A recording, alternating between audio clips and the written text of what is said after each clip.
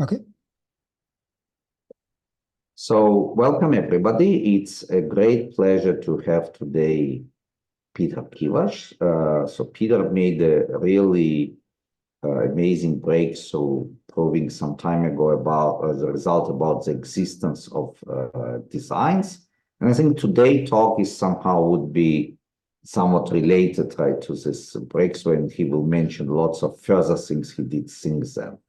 Right, Peter? So thank you. So he will talk hypergraph decompositions. Yes, Peter, the stage is yours. Great. Well, thanks very much for the invitation. Yes, so as Benny says, the starting point for this talk is the existence of design. So, so my plan at the beginning of the talk will be to go over that and then talk about further developments on this and some applications of this work. Okay. So to start, I have a pictorial overview of the various topics that I plan to discuss. So, and we'll come back to each of these as we go through. So, so the text here is a puzzle which was posed by Thomas Kirkman in the 19th century in a popular mathematics magazine, and yes, I won't read it now. We'll get back into the details later. But the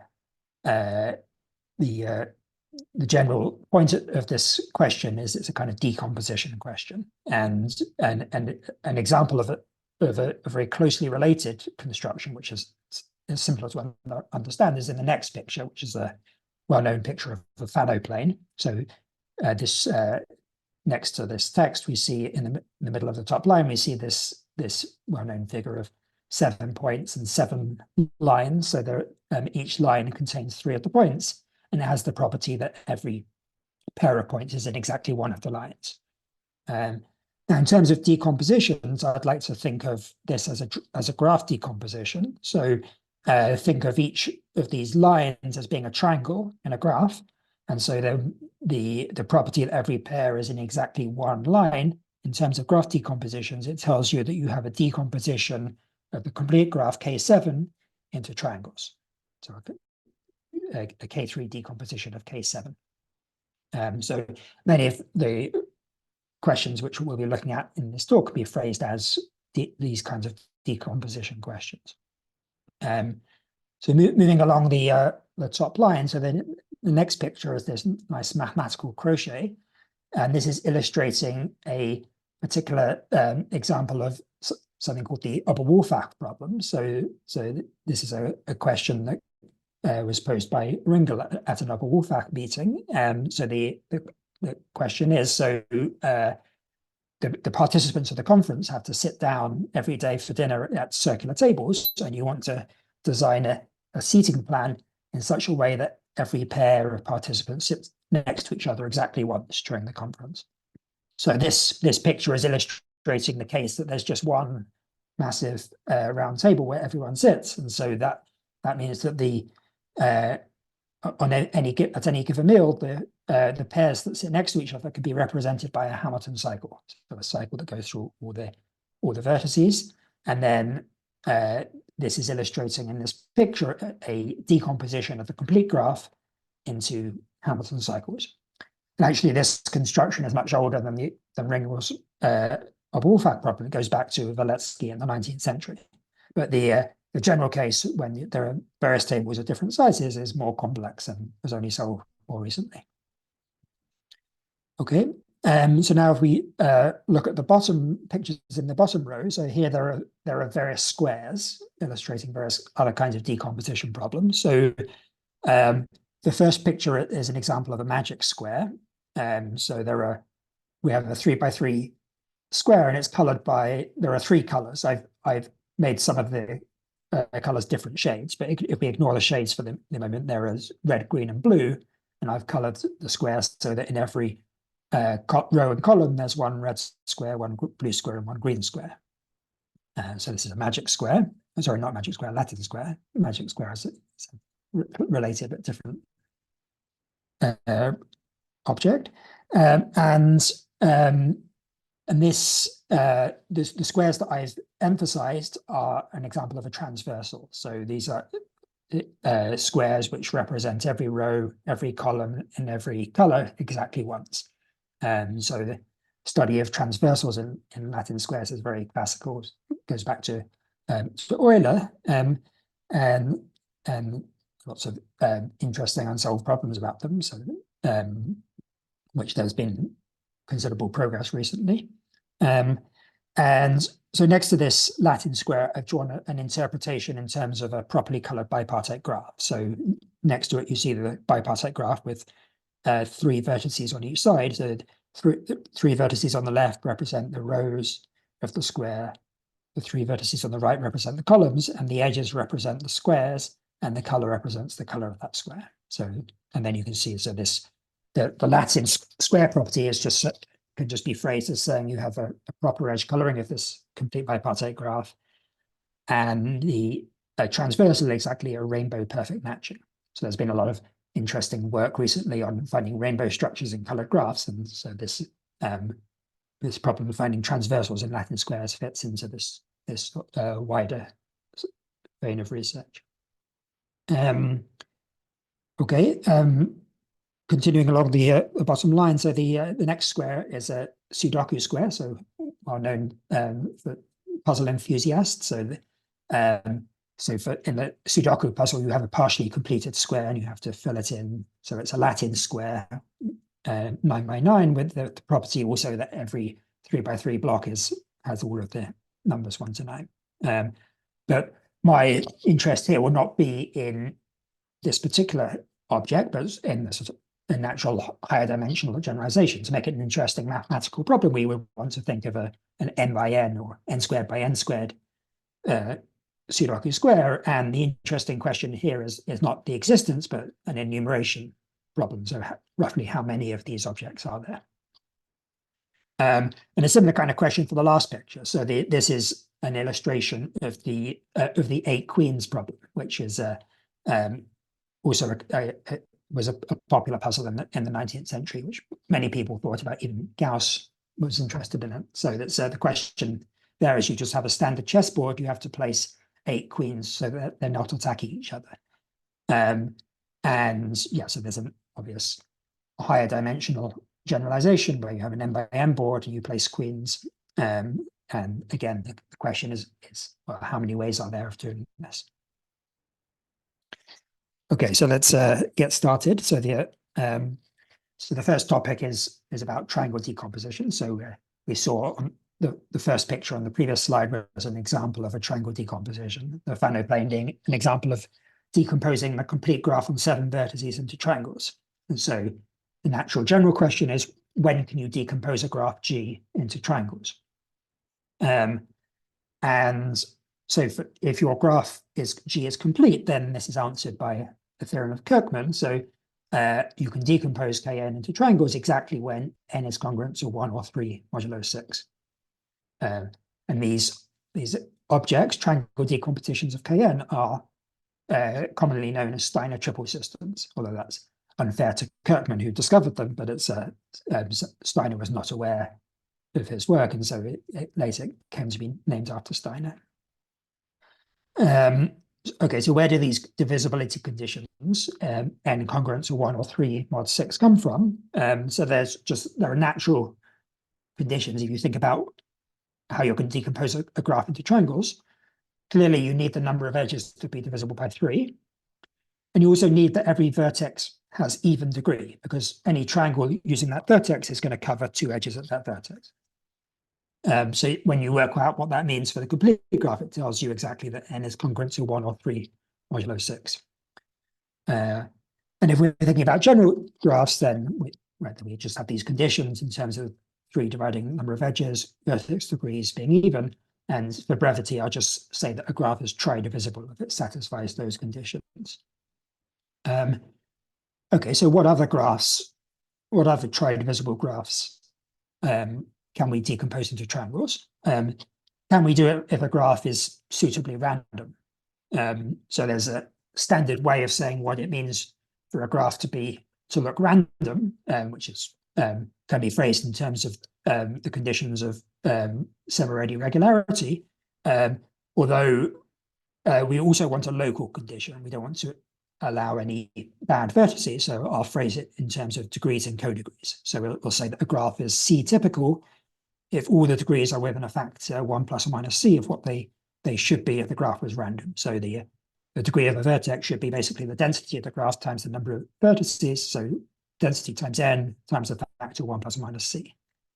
And similarly for co-degrees, if I take two vertices x and y, then the number of common neighbors, if the graph was random, should be like the density squared times n. And then again, we'll multiply that by a factor of 1 plus or minus C. Right, so this is the notion of being C-typical.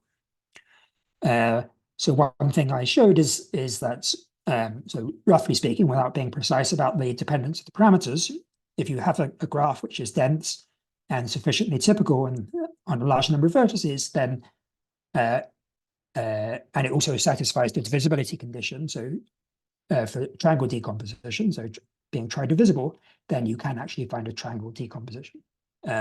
So this generalizes the results of Kirkman to the quasi-random setting. Can I ask a question, sorry? Yes.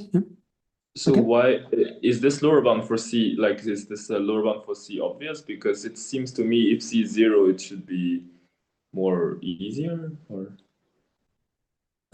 Sure, yeah. So I mean, you're saying it's not necessary to impose a lower bound on C. Yes, I mean, I just wrote it just to indicate that indeed that the number of vertices should be large and the typicality should be large. Okay, okay.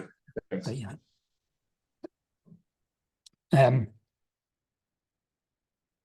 yeah. So let's think about a couple of consequences of this statement. So one is if you think about decomposing a random graph, just a standard G(n)½ random graph into triangles, well, you can't do this exactly because the number of edges may not be divisible by 3, and also more importantly, there'll be vertices of odd degree where you can you have to leave an edge uncovered. So the best you can hope is to leave the uncovered edges being a perfect matching on the vertices of odd degree. And indeed, the consequence of this theorem is that you can do this because it's not hard to see that the random graph has a perfect matching on the vertices of odd degree. You remove it, maybe you remove a couple of 4 cycles to fix divisibility of the number of edges by 3, and then the theorem tells you that the remainder decomposes into triangles. So that's one application. Another application, which is more significant for this talk, because I'm going to be talking a fair bit about counting, approximate counting, is an estimate for the number of triangle decompositions, or the number of Steiner Triple Systems for n congruent to 1 or 3 mod 6. And there's a formula stated here. You can think of it as roughly as saying, if I'm choosing a Steiner Triple System, then I have about n/e squared choices for each triangle. So multiplying those together, that's a kind of informal statement of this. So where this formula comes from roughly, so the upper bound was already known. This is an entropy argument by Lineal and Luria, and so the lower bound comes from considering a random greedy algorithm. So you run a triangle removal process as analyzed by Bowman, Friesen, and Lubetsky, where at each stage you choose a random triangle which is available. It doesn't use any edges that are previously used. You run this process, and then so what the analysis of this process shows is that the graph at each stage looks like a random graph. So you have a very good idea of how many choices there are for each triangle, just the number of triangles in a random graph. You multiply all of these choices together, and you get something which is essentially this lower bound. So this process gives you a lower bound on the number of approximate triangle decompositions, because when you run this process, it works very well, but when there's very few edges, it breaks down. And you need to have some way of saying there is a way of completing it. I run it to almost the end, and then there's some way of completing this approximate triangle decomposition to an actual triangle decomposition. And that's what this theorem stated above allows you to do. It actually works even when the density is allowed to decay as some small polynomial in n. So it's so you run it to this stage, and then you get this. You can complete it, and you get this estimate for the number of triangle decompositions. Okay, so this was all about just about the special case of triangle decompositions, but actually this all generalizes to hypergraphs. So here our setting is that we're thinking about R graphs. So R is fixed, so and the number of vertices will be large. So previously we were talking about the case R equals 2, but now we're thinking of edges of size R, and we have some fixed R graphs H and G, where we think of H as, well, we think of H as small and G as large, and we're asking, when does G have an H decomposition? So we want to partition the edges of G into copies of H. So for example, if H is a clique KRQ, so complete R graph on Q vertices, and G is also a clique, a complete R graph on M vertices, then this object is what's known as a Steiner NQR system. Which is a very classical thing which Steiner was interested in the 19th century. And then a slight generalization, we can add multiplicities to the edges. So each edge of KRN comes from some fixed multiplicity lambda, and then we still want to decompose into copies of KRQ. And this is called a design with parameters N, Q, R, and lambda. All right, so we want to understand when is this possible. And again, there are some natural divisibility conditions. So just as for triangle decompositions of graphs, we noted that, okay, the number of edges has to be divisible by 3, the degrees have to be even. If you generalize this to hypergraphs, then you get corresponding conditions that say, okay, whenever I map some set F in H to some set E in G, there are some conditions that need to be satisfied. So the degree of E and G has to be divisible by the greatest common divisor, or the degrees of F. So as you consider all sets F of this size. Anyway, so that's the natural generalization. So this condition has to hold. And the existence conjecture, which I proved, says that if these divisibility conditions hold and the number of vertices N is sufficiently large compared with the other parameters, then the design exists. There is a decomposition.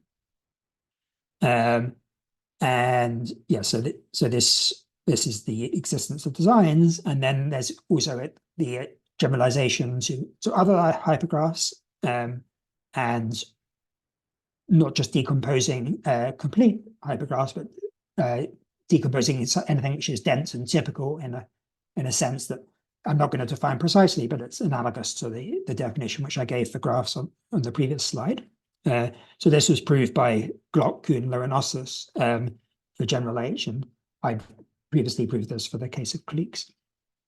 Okay, so this is how you generalize the hypergraphs. And for future reference, I'm just going to point out that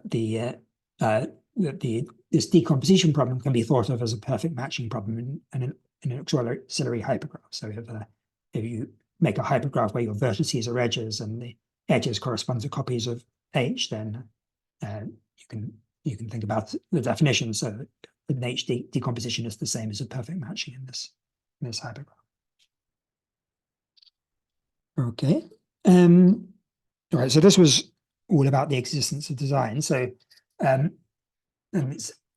so let's think about some more general or other kinds of decomposition. So what happens when we look at decompositions where there's a partite structure on our set? So so I illustrated on the first slide that a Latin square can be thought of as a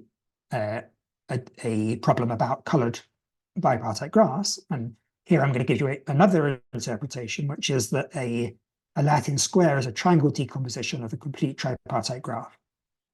So this is illustrated in this picture for a 4x4 Latin square.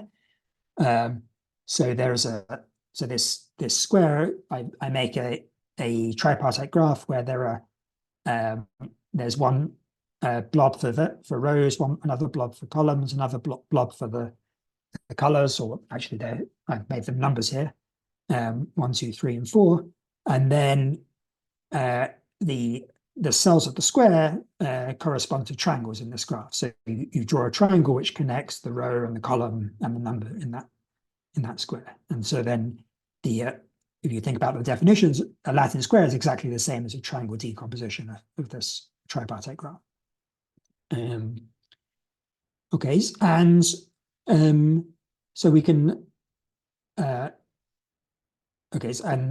we can generalize this. So if what happens when we replace a triangle by some other graph or hypergraph? So the higher dimensional generalization of Latin squares, known as Latin cubes or high dimensional permutations, is just what you get where you, instead of thinking about a triangle, you think about KRR plus 1.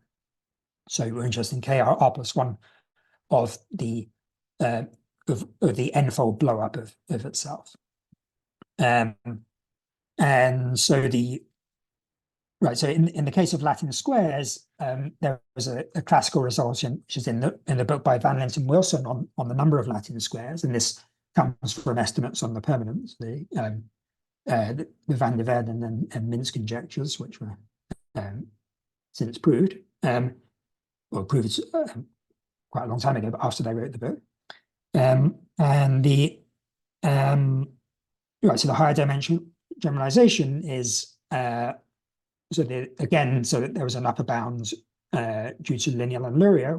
There's a natural entropy bound, and again, similarly to the result I mentioned before for triangle decompositions, you can get a corresponding lower bound by this same idea of run a random greedy algorithm and then show that there's a way of completing it.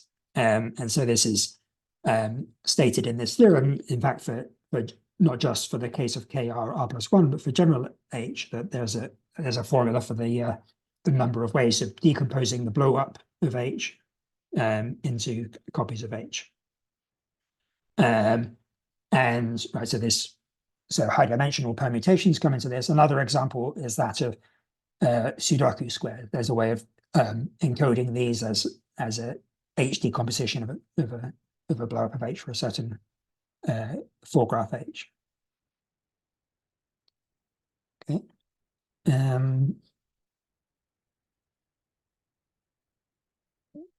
Another example. So this goes back to the puzzle of Kirkman, which was mentioned on the first slide. So this is about so there are 15 girls who are walking. So they're walking in groups of 3. No two are allowed to walk together more than one. So we're talking about a triangle decomposition of a complete graph on 15 vertices. And there's an extra condition in the puzzle. Every day they walk in 5 rows of 3. And then over 7 days, you'll go through so you've got a triangle decomposition of K15, so a Steiner Triple System, and it has the extra property that you can arrange the triangles into groups into triangle factors. So meaning that the group of 5 triangles on each day is a set of vertex disjoint triangles that partition the vertex set. So that's a triangle factor. So the general object is known as a Kirkman triple system. So it's a Steiner triple system, a triangle decomposition of Kn, where the triangles are partitioned into triangle factors. And so when do these exist? Well, certainly because it's a Steiner triple system, you have to have the conditions for a Steiner triple system. So n has to be congruent to 1 or 3 modulo 6. And then also, in order that triangle factors exist, you certainly need that n is divisible by 3. So the only possibility remaining is that n is congruent to 3 modulo 6. And this is the result, although it was conjectured in the 19th century, it was only about 100 years later that it was actually proved independently by Liu and by Rachel, Drew, and Wilson that indeed Kirkman triple systems exist exactly when n satisfies the divisibility conditions. So I'm going to this seems at first sight to be a somewhat complicated decomposition question, because there are 2 stages of decomposition. So first of all, there's the decomposition of the Steiner triple system, and then there's a secondary decomposition into triangle factors. But actually, there's a way in which you can encode it as a single decomposition theorem. So I'll go through this because it will come up again later. So So what I want to do is I want to think of the Kirkman triple system as a particular kind of K4 decomposition. So I'm going to take my original, so I'm illustrating this here for the affine plane of order 9.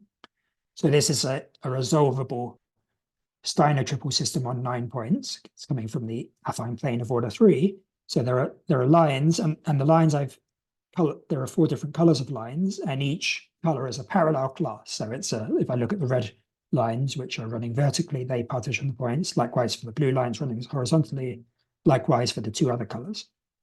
And then on the picture on the right, I've drawn the same picture again, or part of the picture, so as not to make it too messy. And then I've added 4 extra vertices, which represent the colors of the lines. And for each line, I've joined it to its color and then made that into a K4.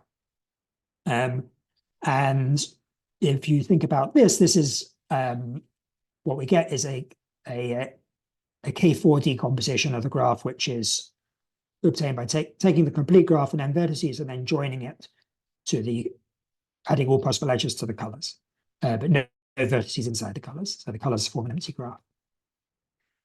And so what we're interested in is special kinds of K4 decomposition of this graph. We want each K4 to have 3 vertices, 3 real vertices, and 1 colored vertex. And this is an exact reformulation of the Kirkman triple system problem. So this gives you another way to see that these exist, at least for n large. And this generalizes. So for any parameters of designs that you're interested in, n, q, r, and lambda, if n is large compared with the other parameters, and the divisibility conditions hold, where the divisibility conditions are the usual ones for decomposing into copies of KRQ, and then the extra one for the factors, which is just the number of vertices is divisible by q. So under these conditions, which are clearly necessary, the resolvable designs exist. Okay. This slide here is to give you a flavor of the generality of this theory. So I'm not going to. This is going to be very sketchy. It's really just to give you. I'm not going to go into details. Just to give you a flavor of what you can do in terms of general results of this kind. So so in many applications, it's helpful to allow your edges of the objects that you're decomposing to come with colors. So we've already seen that for Latin squares, you can naturally interpret them as colored bipartite graphs. Another example is for other sort of classical design theory type problems are problems of scheduling tournaments. So in the game of whist, there are 4 players, and the opposite pair are partners. So this is represented by a colored K4, where there's one color representing pairs that are opponents and another color, so in this picture, red, representing pairs that are partners. And so let's say we want to schedule a tournament so that every pair are going to be a partner once and oppose each other twice. So this is the same as making a decomposition of a colored complete graph where each edge comes with multiplicity 2 in blue and multiplicity 1 in red, and we want to decompose it into this colored K4. And so there's a general result saying roughly that you can do this if the divisibility conditions hold, and in a typical setting. I won't go into the details of that. And also you can allow directions. So I often want to consider these problems for directed graphs or directed hypergraphs, and you can also do this with the corresponding modifications. So the general form of the design theorem is about decomposing. So we pass from a setting of a hypergraph to thinking about a characteristic vector which takes values in some lattice where the dimensions of directions of the lattice represent their different colors. but it's I won't go into the details. Okay, so let me move now to some more recent applications. So one is the upper wall fact problem, which I had this picture on the first slide of this construction by Valetsky of how you can decompose a complete graph into Hamilton cycles. So the general problem is stated here. So we want to decompose a complete graph Kn into copies of any two regular graph F, so a disjoint union of cycles. Of course, we assume that n is odd because it's clear that every vertex has to have an even degree for this to be possible. So this problem has a huge history, which I'm not going to go into. I'll just mention that it's resolved positively for large n by Glock, Whist, Kuhn, and Osler's.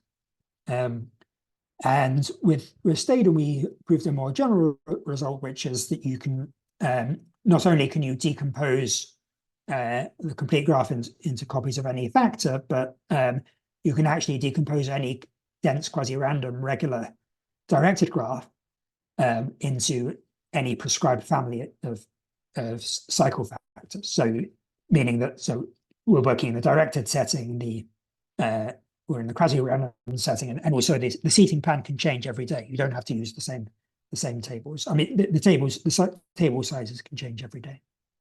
And so this is maybe it's not clear how this is related to the results on the previous slide, because the cycles can have any length, whereas an important feature of the results I was stating previously is that you're decomposing into objects of fixed size. But so the first observation in this direction is the results I was stating previously say that give a positive answer to the upper wall fact problem if all of the table sizes are bounded.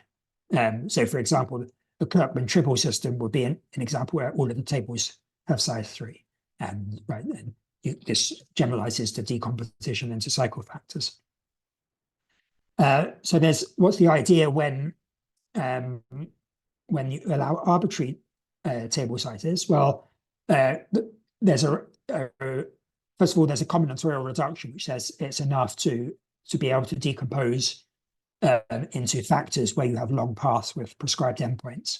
And then this picture is illustrating how you can find a long path via a decomposition problem. So on the left, there's a picture of certain wheels. So a wheel is a cycle with a vertex that's connected to everything on the cycle. So there's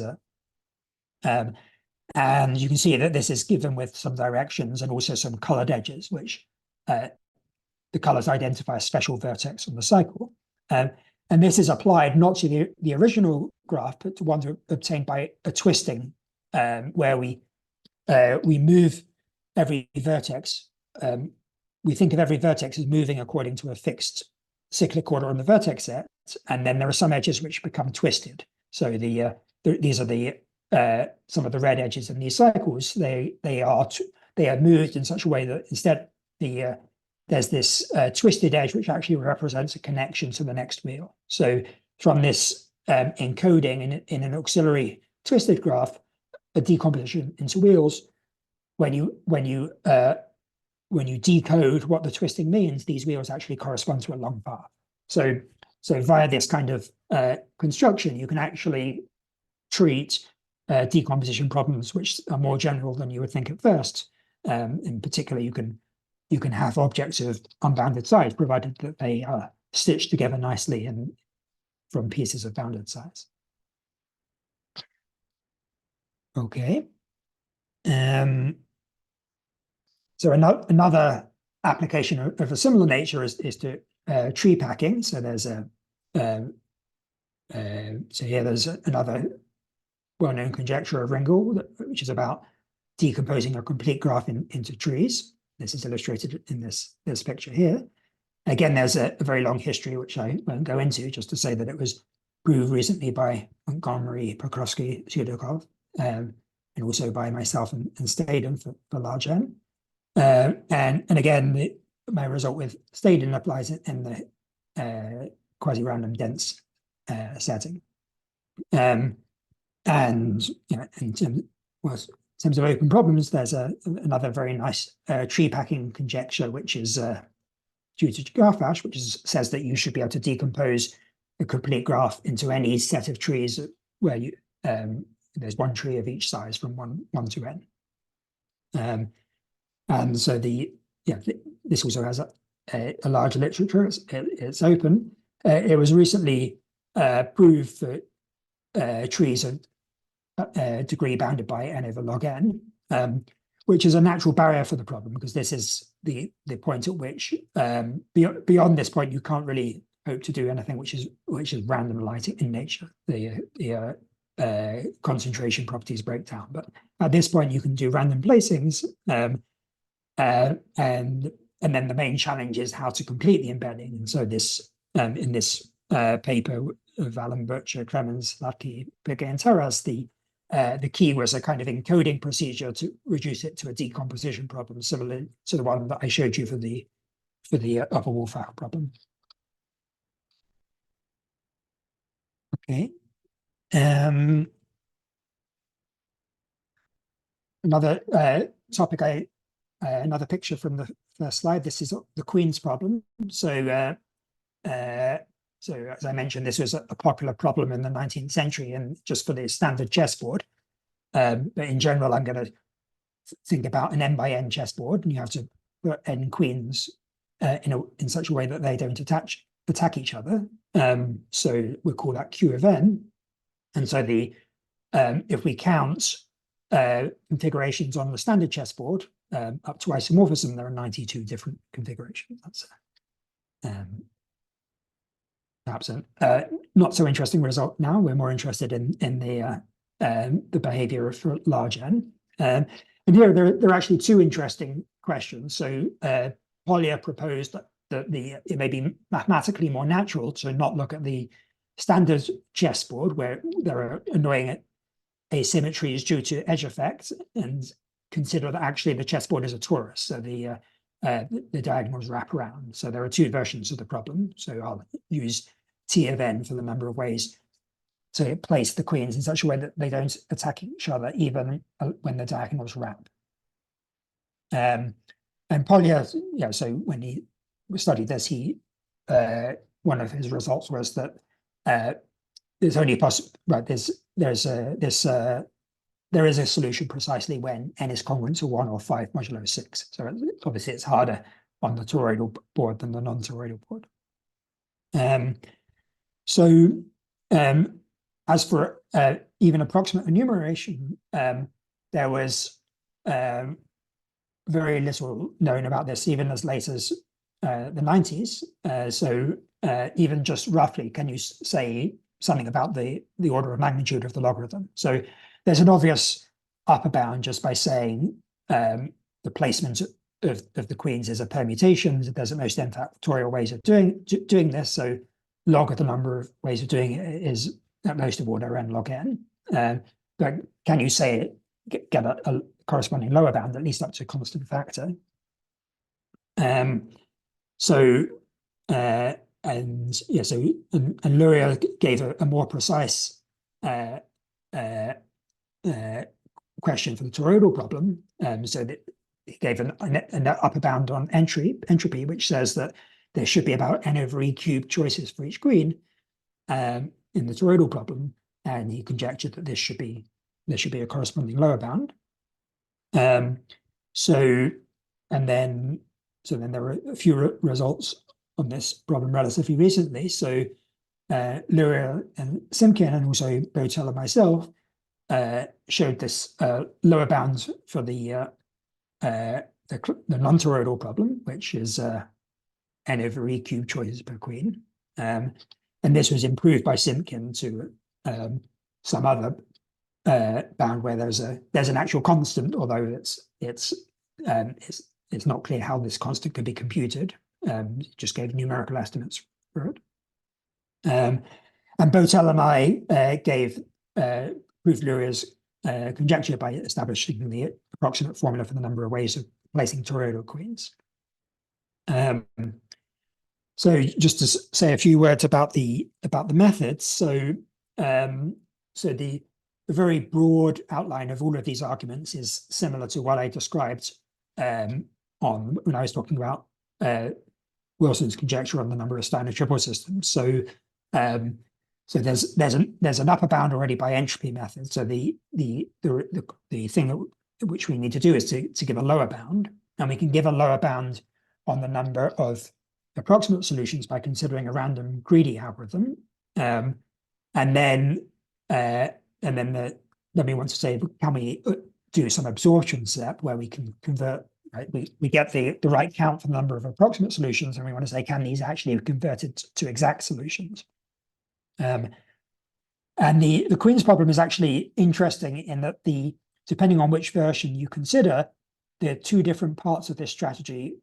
One of them is easy and one of them is hard, and which one it is depends on which problem you're looking at. So if you look at the classical problem, the absorption step is relatively straightforward. And the challenge is actually to find the right random greedy algorithm that gives you the bounds on the approximate solutions. And indeed, right, this comes from the weird structure, right, of the problem with the asymmetries due to the edge effect. It's very hard to understand what the optimal random greedy algorithm is, and it's open to actually say what this constant C in Simpkins result is. He just gives some numerical approximation. On the other hand, for the toroidal problem, because it's nice and symmetric, just a standard random greedy algorithm gives a bound on approximate solutions, and the real challenge is the absorption step. And so here the work is to find new ways of doing the absorption. So I haven't really talked about the methods for this, but so for the existence of designs, there's a method of randomized algebraic construction, which I developed for proving the existence conjecture. And then there was a second proof given by Glock, Kuhn, Lorenostas using a method of iterative absorption. And so the method of Botel and I for this Queen's problem combines elements of both of these ideas from both of these, but it's also, it doesn't really fit the kind of model of decomposing a dense problem, because you're working with a problem which already is sparse. It has these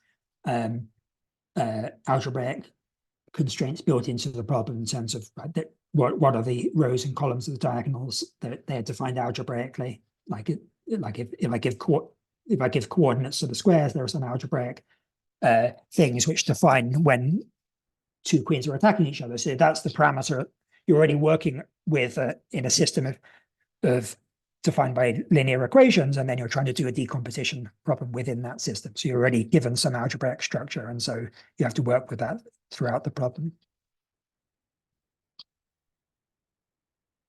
Okay. Okay, moving on to some more recent applications. So this is a question that goes back to the 70s. So around the time that Wilson was, I didn't mention the history of the existence of designs, but there was a big breakthrough in the 70s when Wilson proved the result for graph design, so decomposing graphs into other graphs. And so there was a lot of enthusiasm in the field about these results and could they be generalized? And one direction that was proposed was an algebraic generalization. So there are many results in algebraic combinatorics where we think of some result about sets, some enumeration for result about sets as being something about a field with one element, which is, of course, a fictitious idea, but it's just a helpful intuition. And then we ask, is there an algebraic version which actually holds for fields? So what does this mean for designs? Well, I'll get onto that a bit lower down on the slide, but just for an example of what the kind of problem which we might be interested in is, say, we're thinking about projective space over some field in n dimensions, and we want to partition its points into projective spaces of some other lower dimension. So this is an object which is called a spread in geometry. And I've given an example here, but I don't have to go into the details of the construction. So this is a particular construction decomposing projective 2n-1 dimensional space into n-1 dimensional spaces. And so there's geometers in the 50s, 60s developed some theory of spreads and characterized when they exist. There are some divisibility conditions. That's the end of the story for spreads. And so these are the case R equals 1 of a general object, which is this very much parallels the definition of Steiner system, but we're just talking about subspaces. So I'll use the notation GRQNS for the collection of all of the s-dimensional subspaces of the vector space of dimension n over the field with q elements. So GRQNS, you can think of this as being the analog of sets of size s in a subsets of size s in a set of size n. Now we have an underlying field. So what's the corresponding design question? We want to choose a collection script S of GRQNS, so a collection of subspaces of dimension S with the property that every r-dimensional subspace is contained in exactly one of these s-dimensional subspaces. So this is the algebraic generalization of a Steiner system. So this was, so Cameron posed this problem but said, unfortunately, I don't have any examples, even for the case R equals 2. And even as 20 plus years later, in 1999, Metch had no examples and conjectured they didn't exist. This problem was maybe not so studied at that time, but then it became interest picked up a lot in the last 20 years or so due to a connection with network coding. So there's a certain style of coding problems which became popular where so in classical coding we think of a message as corresponding to a set, and the minimum distance property of the code as being a design-like property that you don't cover small sets more than once.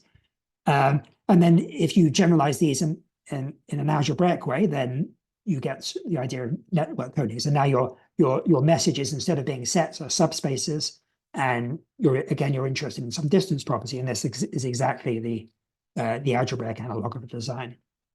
So this led to more interest in this problem, and then in 2016 there was a surprise. So released for this contradicting this conjecture of Metch that these objects don't exist. So they found a sophisticated way of doing a computer search and actually found many examples of designs for R equals 2, these particular parameters.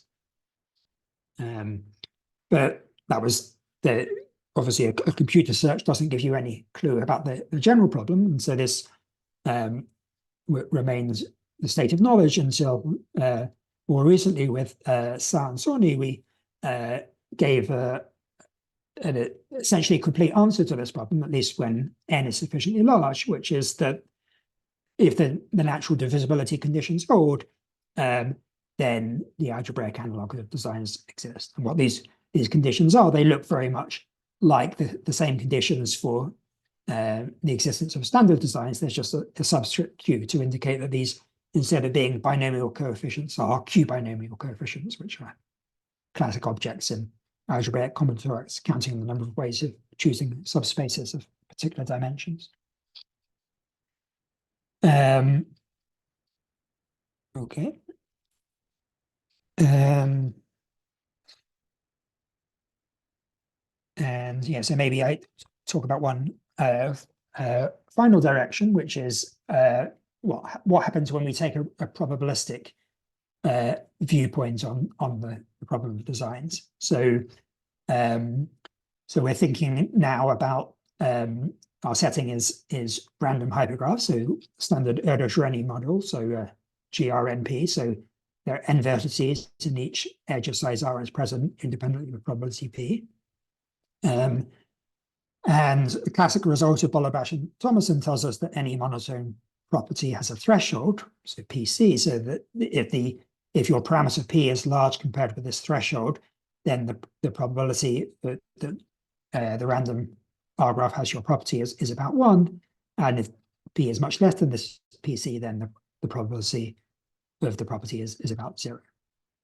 And it's a very big topic in probabilistic combinatorics to determine thresholds. And for a long time, it was even a hard problem to do this even for very specific properties. Like, for example, the Shamir problem which was solved by Johansson, Kahn, and Vu, is about finding the threshold for a perfect matching in a random hypergraph. So I've stated here that, for example, for 3 graphs, when can you find a perfect matching in G3 and P, assuming 3 divided by n, the threshold is on the order of log n over n squared.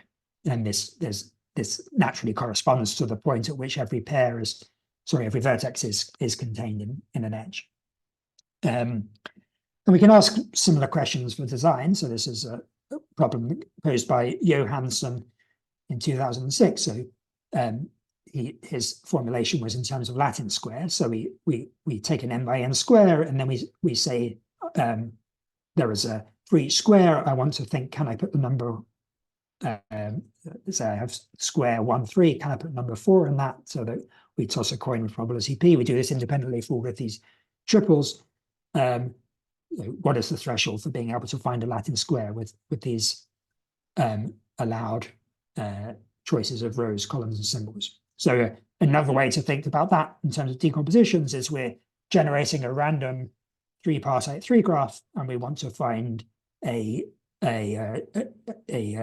Latin square, which means a complete triangle decomposition of a 3-parsec graph.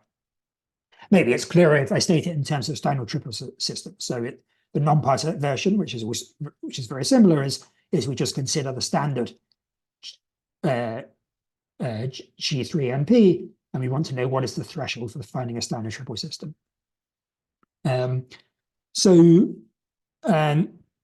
Just last year, there was a big breakthrough on thresholds by Park and Pham, proving the Kahn-Kalai conjecture, which is relating the threshold for any property to something which is the expectation threshold. So to understand what this is, so in the case of matchings, we'd be saying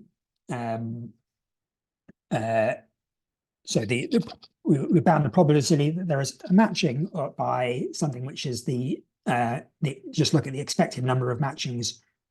Well, technically, you should minimize overall subsets. And right, so it gives you a bound. Right, you can bound it just in terms of an expected number, and this gives you a lower bound on the threshold. And the conjecture, which was proved, is that this lower bound is correct up to a factor of log n. And then there's a reformulation of this in terms of spread measures, which is where, so if I have a random A is a random subset of set X, this distribution on A is called spread if I can bound the probability of containing any fixed set S by something which is decaying according to this parameter P with the size of S, so P to the size of S.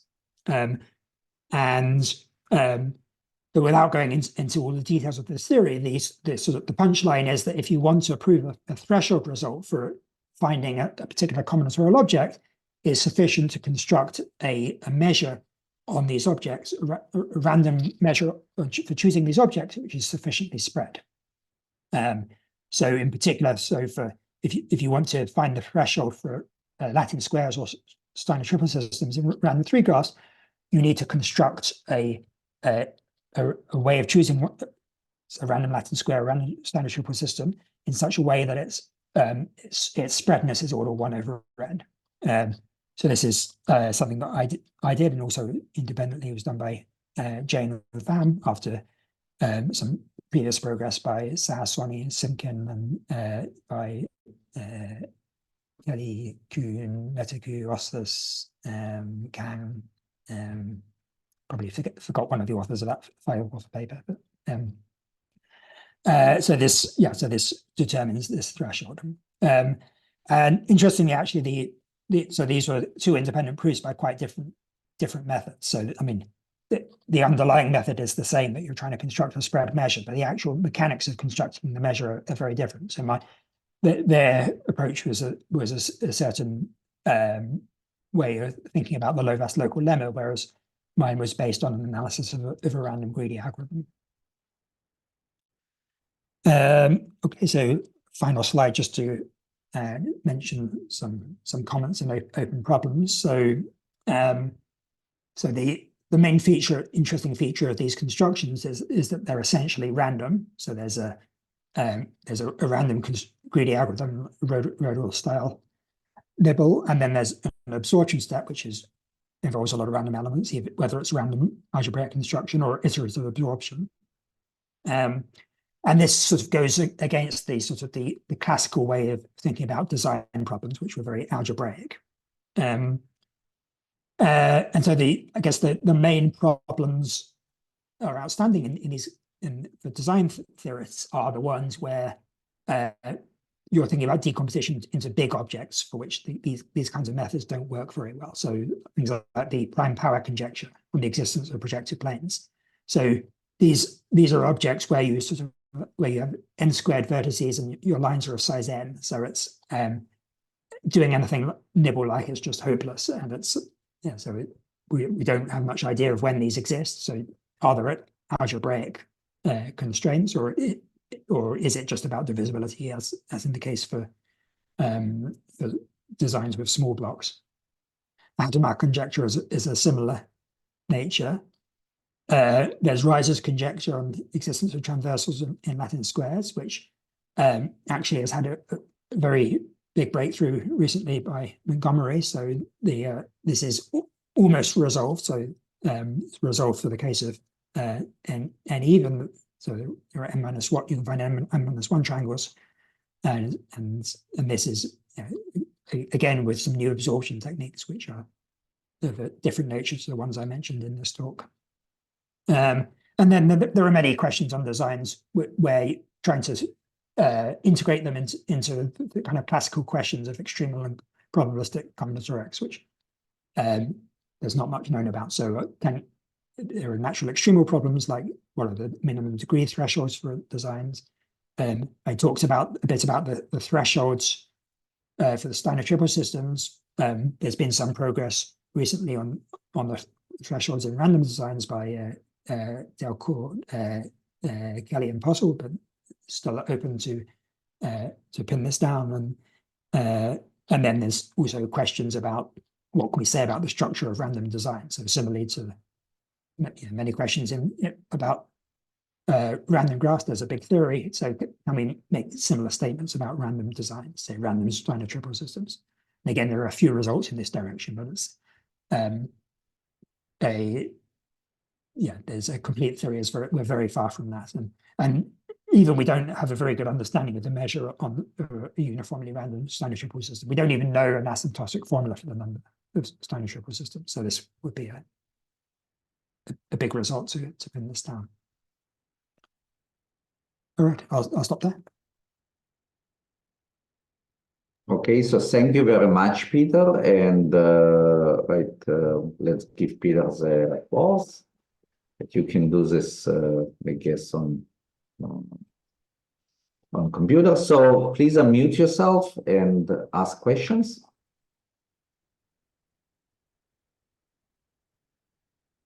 So maybe I have one question. So, for example, occasionally you mention results where the objects by which we covering are pretty big. Like, for example, this tree-pegging conjecture of Ringel, right? So we eventually managed to overcome this issue of bounds on the degree and get it for all the degrees, right? Like for all the trees and so on, right? And actually, indeed, this was maybe not so probabilistic trick, but more a kind of structural, right, one.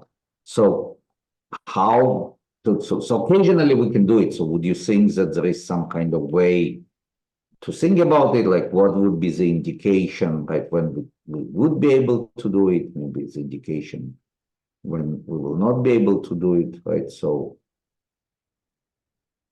I mean, I think it, as you say, it's not probabilistic, or at least it doesn't seem to be as far as we can tell. And I find it quite mysterious. So, like I think it's the main difficulty for this Keevash tree packing conjecture is understanding, like how do you place these big degree vertices in such a way that you don't block the rest of the decomposition. So I think it's yeah, I mean it would be nice if there was some sort of general theory which helps us understand this, but I think at this stage we need maybe more examples of these kinds of results before we can get to this point. yeah. So, other people, more questions? Okay. So if not, again, let's thank Peter, right? It was really nice talk and very, very good survey. Right. Thank you, Peter, for coming or virtually coming. Right.